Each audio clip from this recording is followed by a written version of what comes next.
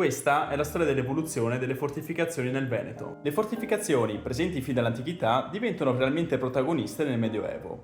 Con la caduta dell'impero carolingio, a partire dal IX secolo, i nobili iniziano a costruire castelli utili sia a scopi militari che per gestire e amministrare i loro stessi territori. Per definizioni moderne, i castelli sono solo le fortificazioni che avevano anche un uso abitativo, ma all'epoca non c'era questa distinzione. Ad esempio a Verona gli Scaligeri, mentre usavano il Castelvecchio anche come loro residenza, non c'è fonte che provi che facessero lo stesso col castello di Montorio. Entrambi li chiamavano comunque castelli. Anche se oggi sono sopravvissuti castelli molto grandi come quello di Soave, all'epoca erano molto più numerosi e mediamente di dimensioni ridotte, come erano anche più piccoli gli eserciti, le battaglie e gli assedi, tutto vincolato da minori risorse e dal ciclo delle stagioni. Altri tipi di fortificazioni erano le rocche, le torri e praticamente tutte le città avevano delle mura. Ditemi nei commenti se volete un video dedicato.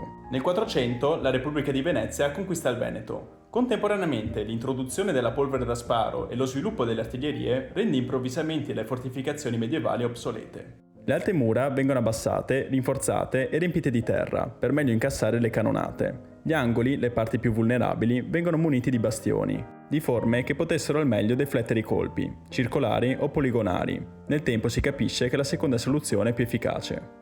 In questo contesto nascono le grandi fortificazioni moderne. Venezia, sempre attenta alla difesa del suo entroterra e delle vie di accesso, costruisce o ristruttura importanti piazzaforti. Un esempio è la fortezza di Peschiera del Garda. Se un nemico avesse attaccato da ovest prendendo la Lombardia veneta, prima di poter entrare nel Veronese avrebbe dovuto conquistarla. Questo tipo di strutture sono progettate da ingegneri militari e gestite da guarnigioni. Non hanno finalità abitative né feudali, ma rispondono direttamente alle esigenze difensive degli stati.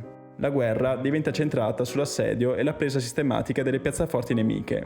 La caduta di una fortezza decideva spesso le sorti di un'intera regione. Il punto di svolta si ha con Napoleone. Con la campagna d'Italia punta a sconfiggere gli avversari con manovre rapide e battaglie decisive, evitando il più possibile gli assedi. In Veneto sono poi presenti forti più recenti, come quello di Marghera o più avanti quelli alpini, ma hanno avuto un'utilità sempre più marginale nei conflitti.